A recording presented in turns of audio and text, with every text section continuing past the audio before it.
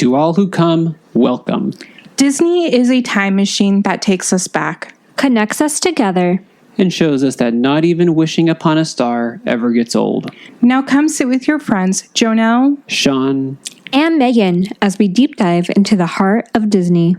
Is our episode going to turn into a musical somehow? Musical episode, yes!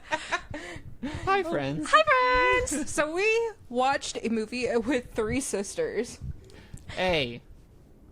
Well, it depends on how you look at it. There's like one brother and a sister, and then another brother and a sister, and then the three sisters, and then... Well, three ugly sisters. And then this one chick.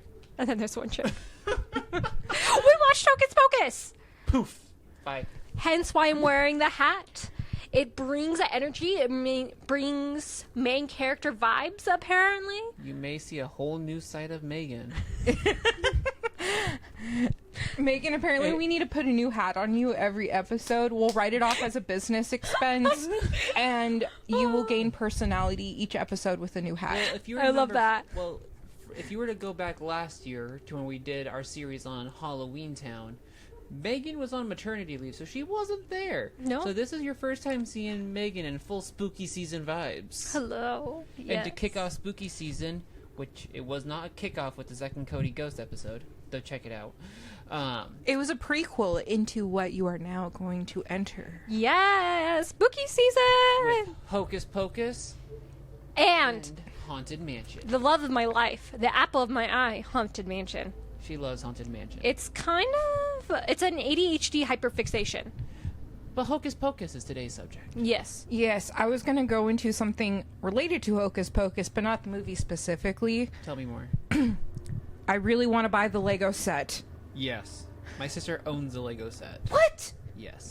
Has she completed it? Yes. Bruh. We're dismantling that whole thing and building it again. I She wish... will not let you. I do not care.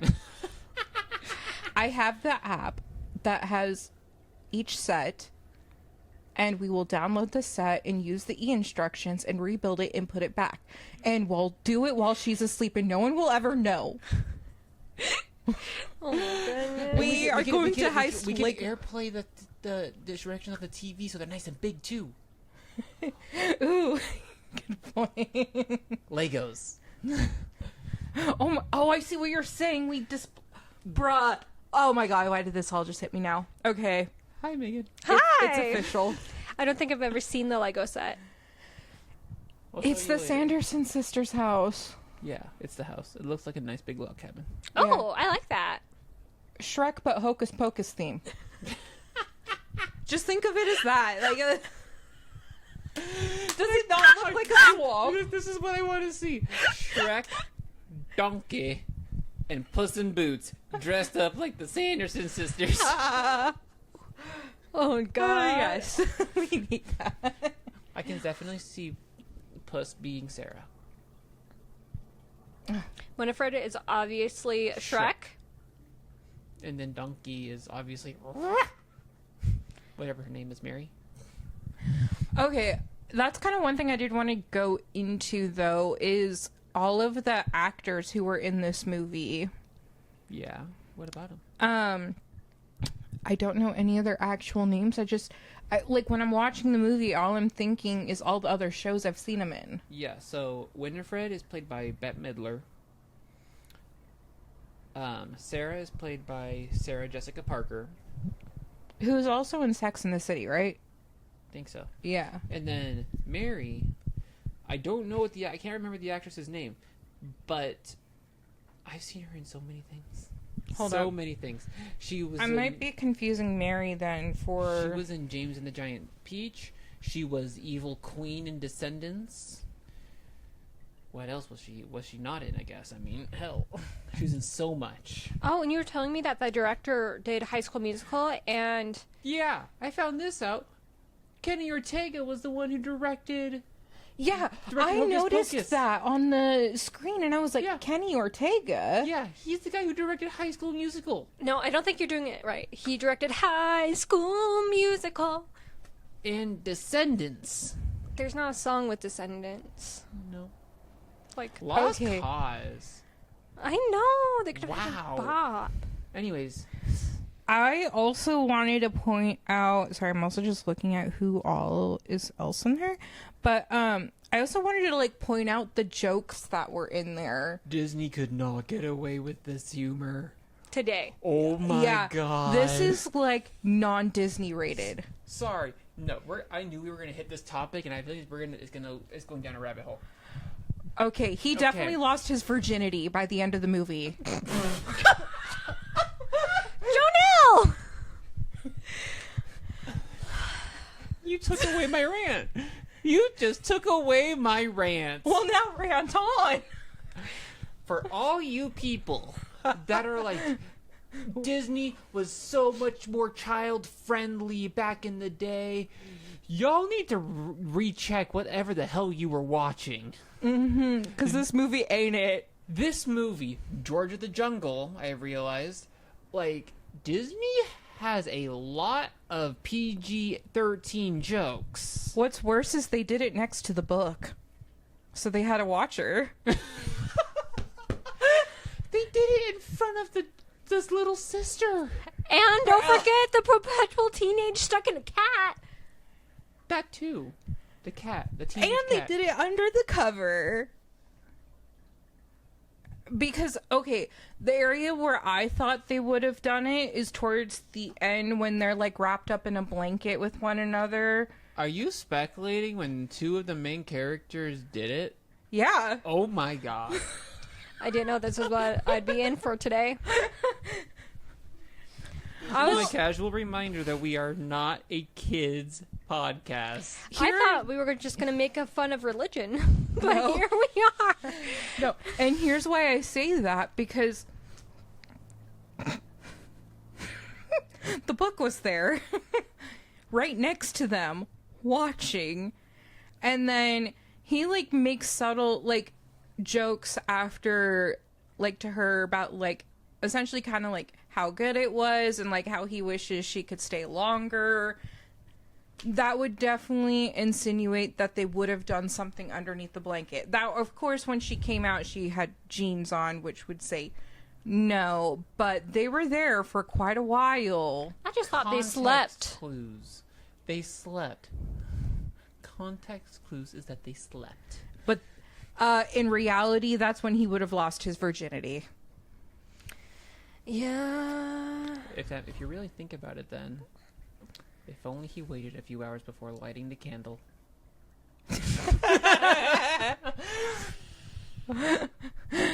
See, the thing that got me Was how often they brought it up. not that, the scene where Danny meets Allison at her house or whatever, and she's like, "Oh yeah, my brother likes your yabos." Oh my gosh! Oh, yes, I died. I died thought it in was this Quavos. Like she was saying eggs, and he was calling eggs breasts, which are normally balls. Which that part didn't make much sense, but reminder: we are not a. You heard it already. It's all a bunch of hocus pocus. Oh, can I tell you why they use the phrase hocus pocus? I learned this in one of my theology classes. Hocus pocus. Yes, that's literally all that kept going through my head while I was watching the movie. Sorry. So originally, when people in the church, they only did one specific language. I can't remember what it is. It's probably Greek. They just use Greek. So the people in the front, like the bishops, would just like read the Bible in Greek, and then the bishops would be like, "This is what it means," and then they would like do like the sacraments, which is basically like all like the things you associate with the church, like the baptisms and like the communion. And since no one understood Greek besides like these old dudes, they thought that they were performing witchcraft. And some of the words that they thought they heard like these priests saying was hocus pocus. I know it's like something completely different, but like that's where the phrase comes from. It's from like your lay people hearing some bishops talking in the back over some wine. And thought that they were doing some witchcraft, which is, if you really think about it, Blood and wine that we're eating, we're all cannibals if we're a Christian. yeah, really awkward. Okay. You're now making my church experience feel weird. We're all vampires, Because bitch! I literally just started going back to church this last Sunday, and I went to St. Luke's, and went to communion. I'm sorry. I'm gonna put my theology degree out there. I am sorry. I'm just gonna... The rest of the episode will be the talking hat from Harry Potter. So, I know you've seen Hocus Pocus before. Yes. I've seen it like one other time. Megan, you've never seen Hocus Pocus. That is a lie. I have seen Hocus Pocus before. I was packing to go back to college once, and I was like, I've never seen Hocus Pocus. It's on Disney Plus. And I pushed play, and I automatically hated it. From the moment they were like, actually, let me tell you when Halloween took place. And I was like, I looked it up, and I was like, they're both wrong. They're both wrong. If this movie can't fact check. Earlier. Yeah, because guess what? Something stayed the same. But, like, I remember being like, this is dumb. And then they kept talking about virgins, and my parents were convinced I was watching a porno. And I was like, no, this is a Disney film. And they're like, no, it's not. I'm like, this is on Disney Plus. This was before they bought Hulu. So I was like, this is on Disney Plus. And they're like, Testament. Disney cannot get away with these things. But those of you saying Disney was more child-friendly in the past, y'all did wrong. or people who are like, man, they put some weird things in Disney movies. Like that one person from Onward who was like, oh, I have a girlfriend. Y'all, they were talking about virgins and child sacrifices back in the day. This was one of my movies I had on VHS tapes that I watched a lot as a kid, over and over and over and over and over again. I know. It fits the vibe. So, since you grew up with it, where's your stance on the movie? Exactly. Like, in the realm of, like, seasonal Halloween must-watches. Is this up there, or is this like a, It's a B. It's like a good family sit-down type of one where the younger kids aren't going to get the joke, but they're going to feel a little scared and spooked by certain things. And the adults are going to get a lot of the adult humor and going to laugh. Like, it's a family Halloween movie. That's what it really is. And even though it's obviously not really kid-rated, the jokes are really kept undertone that adults would best understand it. And if they went to explain it to the kids, they could explain it in an example of essentially birds and bees. See, I hear that, and I definitely agree with it. In all honesty, like, Disney has a long history of putting adult jokes in kids' movies. Well, Wizards of Waverly Place is like a good TV show that has a lot of those jokes thrown in. I was gonna say movies like Cars. Oh, or yeah. Mulan. Yeah. Are two examples. I have thoughts. Say your thoughts. And Belle. Well, Beauty and the Beast, I should say. I don't think this is a kids movie. Enlighten us. Okay, maybe if your kids are like preteen, Yes. teen on, That's but like the demographic. I was like, if I'm showing this to like anyone below like middle school, I just not the vibe. But if you happen to have a toddler in the house who's supposed to be asleep and they run in and they see something, The chances are they won't get scared, like scarred for life. yeah. The chances are. But they might have some weird questions to ask the teachers the next day. Yes. I should know. I was one of those who got asked all the weird questions. I mean, that makes sense. But I can also see, like, various like, again, like, to Jonelle's point, like, the jokes are made in such a way where the kids really aren't going to get it. Like, if they were to be like, he likes your yabos, I can just say, like, a kid ain't going to know what yabos are.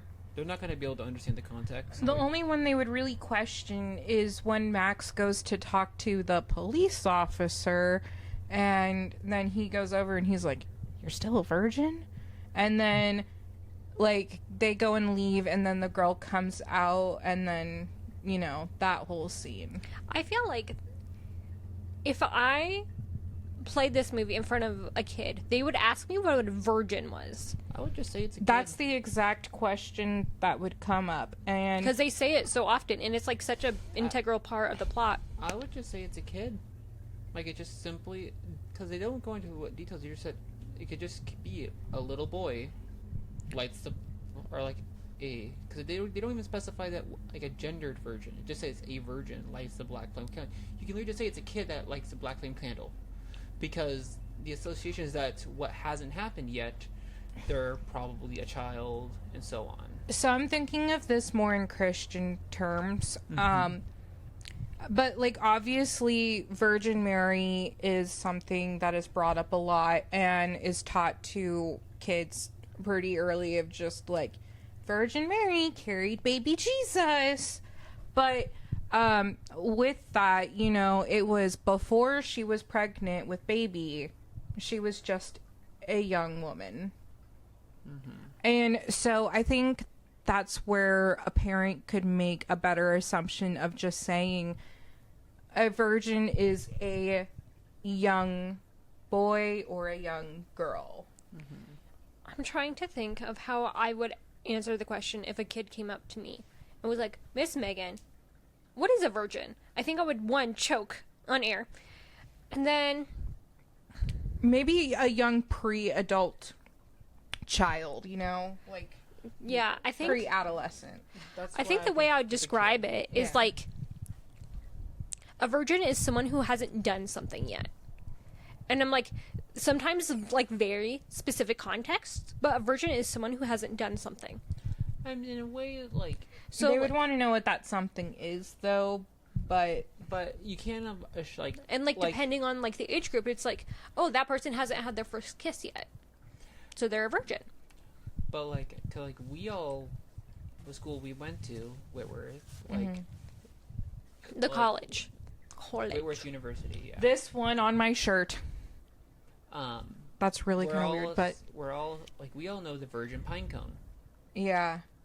Which, Before catching a pine cone before it hits the floor. yeah, Because it hasn't hit the floor yet. Yeah. So I guess that description does make actually a lot of sense. Like when you may have like a drink or whatever, mocktails, they're virgin drinks because the alcohol has not been added yet. So I guess in this case, because, like, it seems like he definitely hasn't had a girlfriend yet and was approaching to having a girlfriend. In this case, it would be... But the adults know what it really was. But, like, if you're explaining it to a kid, just, like... It really goes to like parental judgment because even beyond the topic of like virginity and those things, there's still like the fear factors associated, which I can definitely see this movie being a lot scarier to a kid. Oh, yeah, that was one of the factors I was actually going to touch into about watching this movie growing up. This movie at first scared me. The book is freaking creepy. I just kept thinking about that one book from Harry Potter, the big fuzzy one. Yeah, that book teeth. also scares me because of this movie. But, like, the eye on the book was creepy. The sisters, they didn't scare me, but the ex-boyfriend zombie did. I can see that, yeah. He was a weird piece to have in the movie. He scared the was living weird. shit out of me because he was, like, it was off-putting as a kid, you know? Yeah. Like his skin was a different color. His He mouth was grunting because his lips were like obviously sewed together. Yeah. He was absolutely terrifying to me. Yeah, that makes Props sense. go to the makeup and costume departments. Yes. Holy cow. Yeah. Yeah, Those and the ending people- scene also scared me. Like, just kind of all the stuff leading up to the end. Because that's where I was going to go into was the props, was everything they've done for movie dramatic effect really well. I was about to say the special effects of this movie for being in the 90s works so well. Like, this is what I wish people would do again for movies, is go back to, like, these type of methods, because honestly, like, it hits a perfectness. Like, make a new movie, new storyline, new everything, but just make the movie look like that and just cleaner.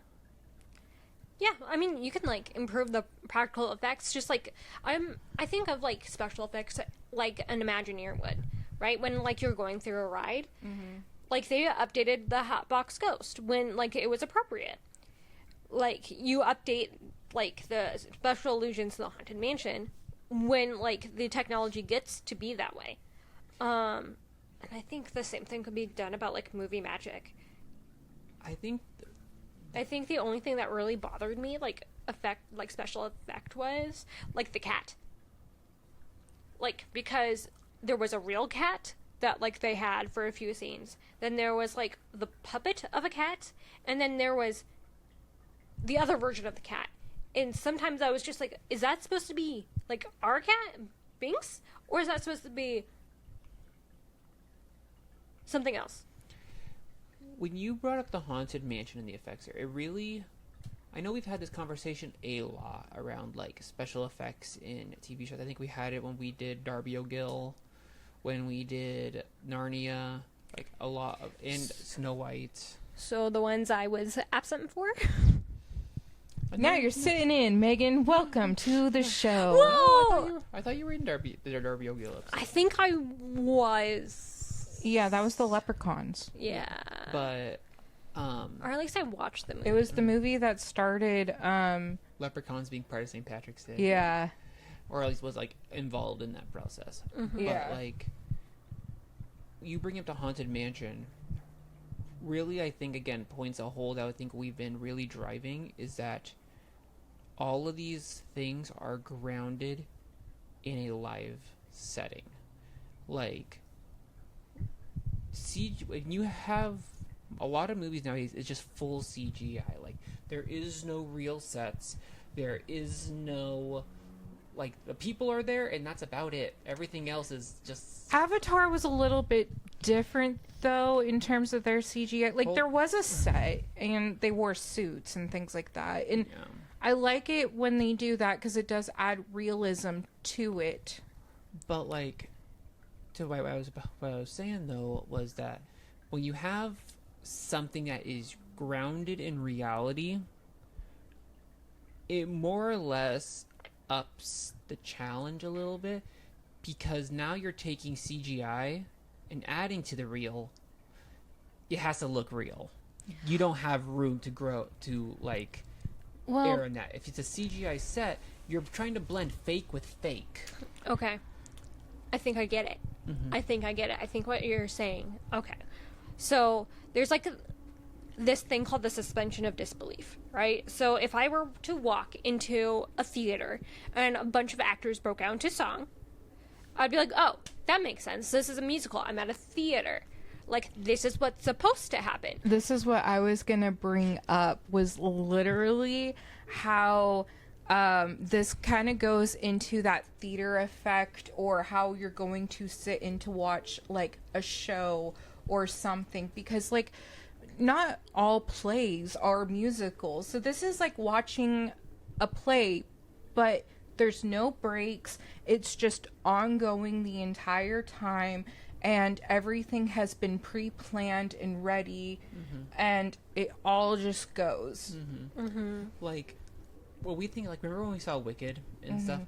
Later on, with all the, like, production of Wicked and the promoting, it was revealed that, like, almost the entirety of Wicked was completely full sets. See, Like, and real- Wicked did a really real good job with that. Real sets. And when you see Glinda coming in her bubble at the very beginning of the movie, it's seamless. Like, everything else was real. And so it really adds that dimension of the characters interacting with the world, and the special effects add to it. It's an effect. And It's not a movie. This is what we need. We don't need the whole movie to be this garbage. We need it to be... And practical effects go so far. they go so far. Like, what's more interesting? Using CGI to make a character go poof versus Trap doors. or, you know, what's it called? Harness. Like having them in a harness and hoisting them Up and in the stuff. air, yeah. Like all of those things that really bring a movie to life. Or like someone jumping off. Okay. When I'm thinking of Divergent, obviously, but like when Trish jumps off the top of the building and is going into the quarters for the giant net that's underneath. Sorry. Dauntless. There we go. Yeah. Sorry, brain's not all the way here apparently. So she's jumping off the building and she's going into the net, into Dauntless, but like kind of like that type of scenario where you just like you see her fall and then it cuts to her like landing, like still very real things where yeah, she's probably falling off something maybe not that high and landing onto something soft, and then goes back into falling into a net. But like those two things can be recorded and cut to look seamless to have happened at the same time. I think personally my own thoughts on special effects is to like add to a scene or to make sure like the actors, the stuntmen, blah blah blah blah blah, the staff are not in danger. So like if there was a scene where, I don't know, we're going to take The Wizard of Oz, where like the poppies, like it is documented that like the poppies, like whatever they used for it, made the actors really sick. I can be like, yeah, we can like CGI that effect on it. Or like there was a cut take where like the witch was on fire, and I'm like, you can CGI that too. And nowadays, not like back in the day, but like I think We don't have to put people through that type of bodily injury or harm anymore to risk their lives for film. Yeah. But like when you have like in this movie them running around Salem, Massachusetts, going in and out of houses quite literally. But then you had like these small special effects like Winifred using like that lightning whatever out of her hands, or like the pink smoke out of the chimney. I was thinking when they first went into the house and the Sanderson sisters just like awakened from the black light, like how all of the lights just kind of like bursted, you know, like as if electricity shot on into the house and then came off. Exactly. Like it adds so much, and those are simple things. We've done those effects for God knows how long. And they don't cost that much because it took them how much to replace a light bulb on set? Mm-hmm. And how many times do you need to record that? Probably not that many. And how much money are you saving in saving someone's life by not risking it in danger? A lot. A lot of money. I just want to put a side note right here. Every time I heard the Sanderson sisters, my brain automatically went to the Schuyler sisters.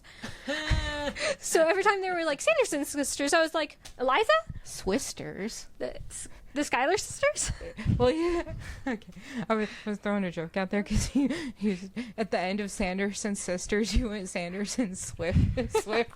Yes! And I'm like, okay, so now they're Taylor Swift Swifty.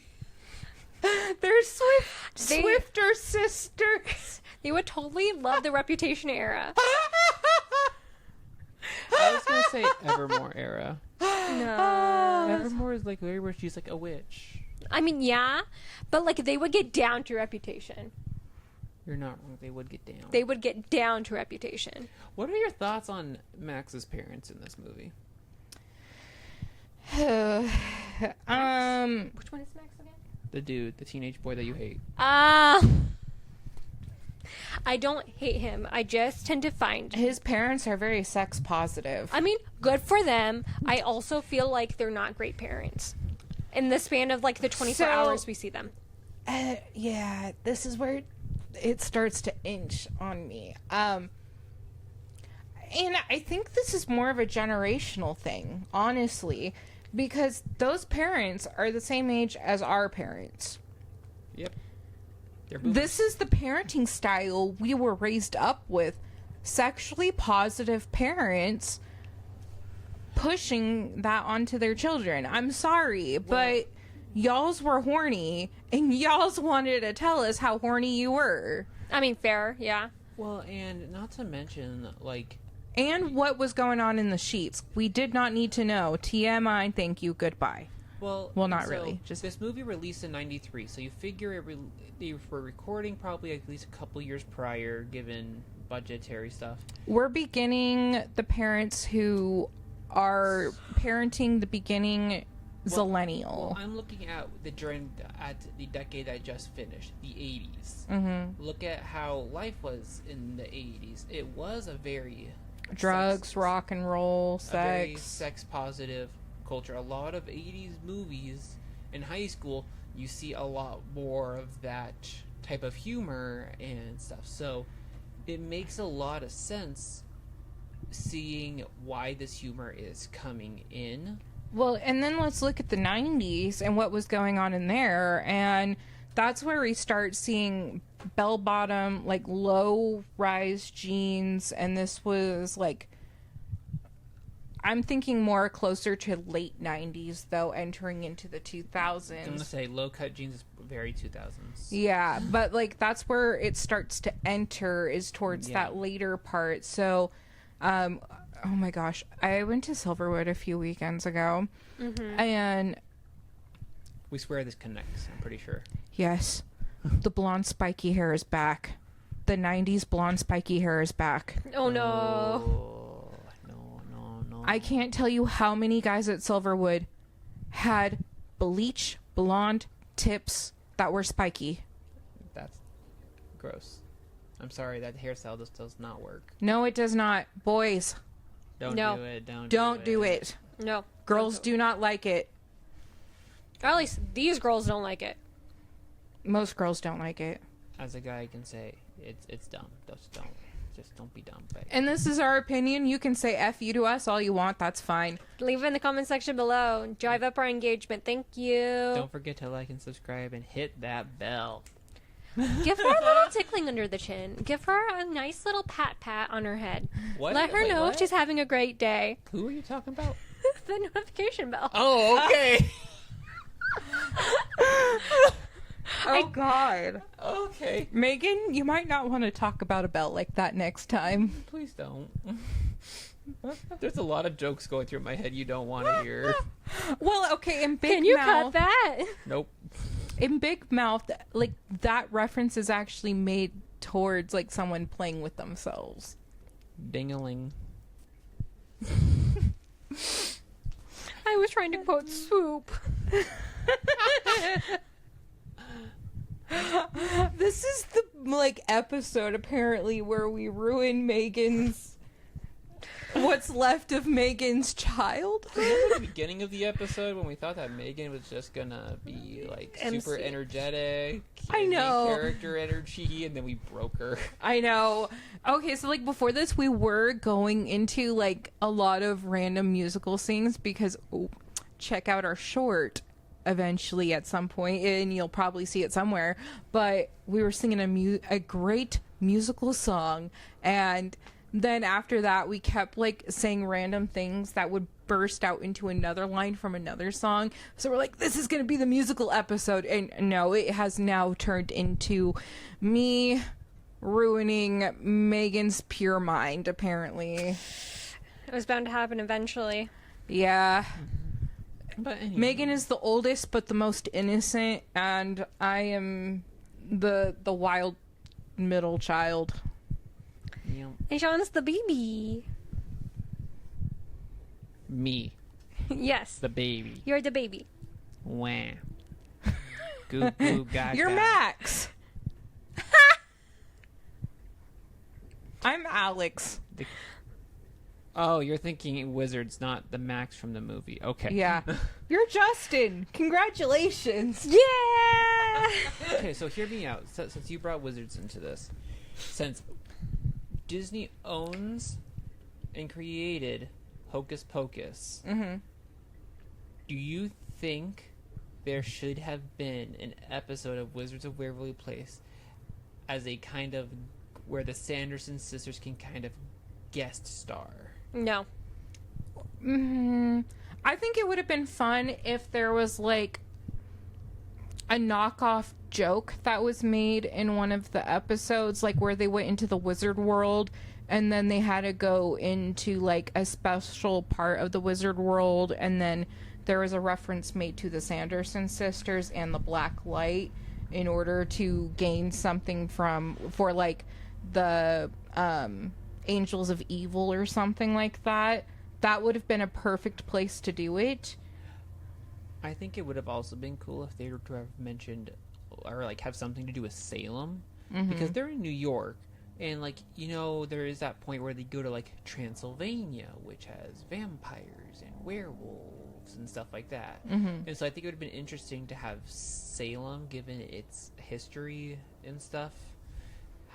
I think that would have been also like a really cool, like they went to bring go into. teach a wizard lesson in Salem, Massachusetts. Or if they were to do something a little funky, like remember how they had like the angel dance within like the Hollywood sign. Like if they were to go down there and it's just like a witch's like disco or something like that, like something funny, you know. And then there was like Max is like, "Hey, there's a black light." What? That would have been funny. Coming from a Max. Let me light it. Oh my gosh. I don't know. Here's the thing. Wizards of Waverly Place is, for the most part, a very, like, uppity show. Like, it's very, like, a sitcom, very, like,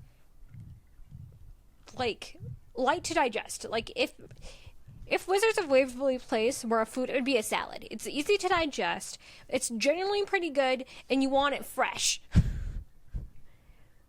If you're saying it's not good with reruns, you are wrong. No, it's great. I was like, every time I rewatch that show, it feels like the very first time. So many times. But, like, I feel like Sanderson, the Hocus Pocus movie is, like, the other end of, like, they're, like, literally talking about, like, sucking the life out of kids so they can live for forever. They're talking about, like, at one point the main characters, like, literally leave them to burn to death. There's, like... Yes. I'm going to continue. Finish your thought first. And then I just feel like it would be such a weird and, like, juxtaposing thing to have, like, Alex and Justin and Max meet this, like, the Sanderson sisters. I have to completely stop myself from saying Skylar sisters because that's what my brain wants to say. I feel like that would be a weird, like, thing. I think it would be more interesting if they were, like, if it was, like, a folktale. Like, they see, like, the dresses put on display at a museum sort of thing. And be like, this is what happens when wizards turn bad. Well, and so, first, I think that's why we were getting at, where it's, like, maybe not, like, meeting them directly, but, like, having a tie-in or, like, reference. But, like, I hear what you're saying about wizards, but I also want... Hold on, let me finish.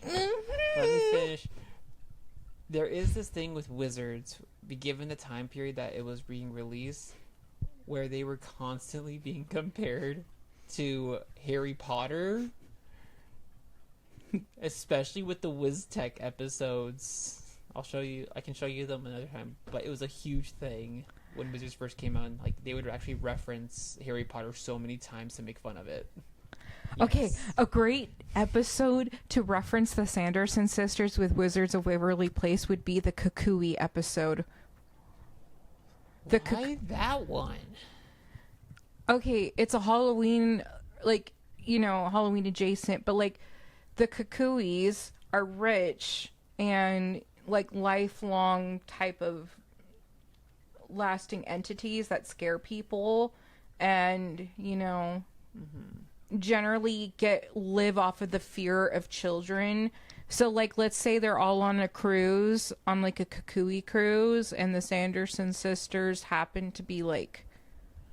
Haunting it. I was thinking, like, the Halloween episode where Alex goes down into the grave, into like, the ghost world. I was also thinking that, but given the Sanderson sisters' personalities and things like that, I could see it being more adjacent to being like on a kukui boat, and they're all like talking, and then there's 3 wizards that are, because people also equate female wizards as witches.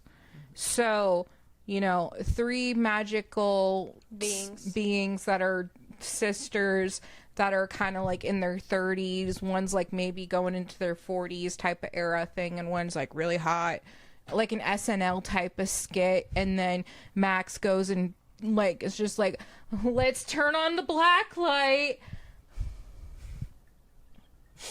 I love how we all know it's be something that Max would do. Yes. So, something... You have something you want to say? I do have something Go. I want to say. Okay, Go. why?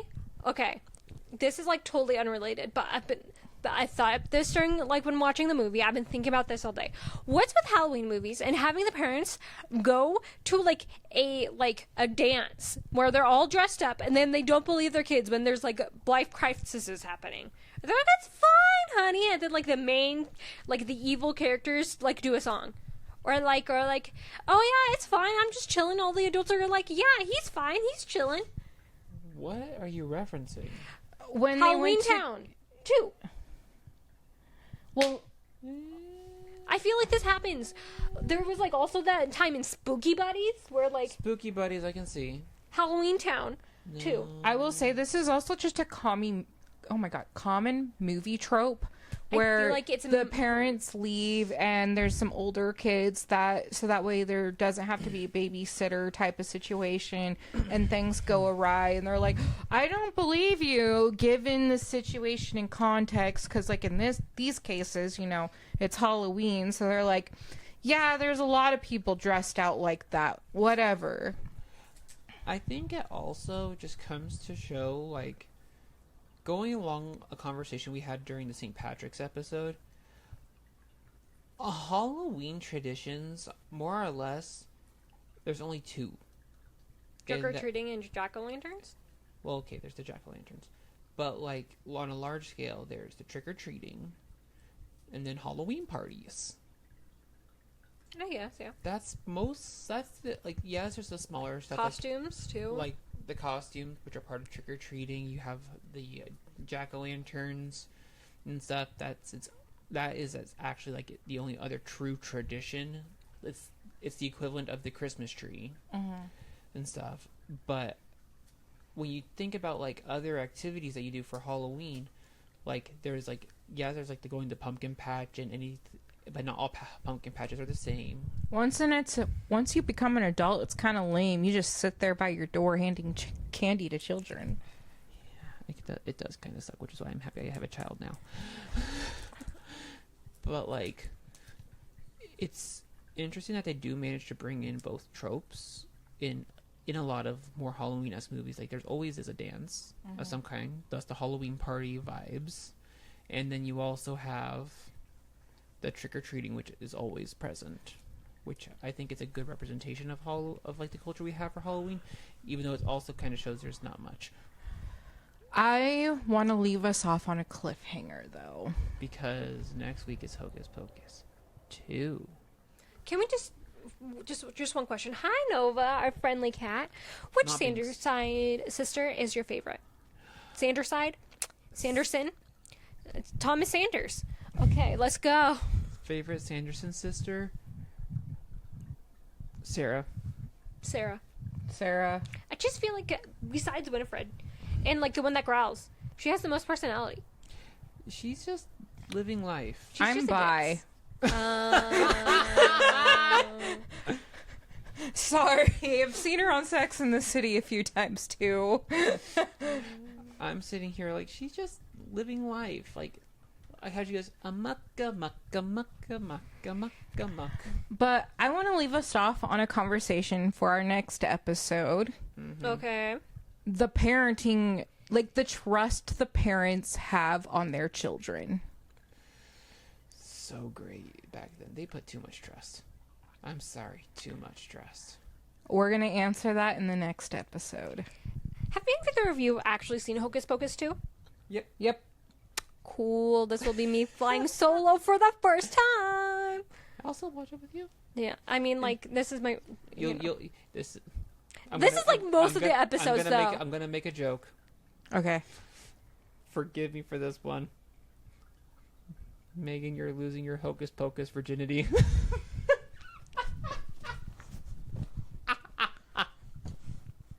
I want that to be the thumbnail. But, yeah, I just kind of want us to have a conversation at the beginning because it is kind of getting a little late for us. But I just think it'd be interesting for us to touch on the subject of how much trust the parents have on children, especially in the era of these films. That's true. But yeah, we'll kick off next episode. Come back next week for Hocus Pocus 2, friends. And you'll get to hear our answers. Bye, friends. Bye. Bye.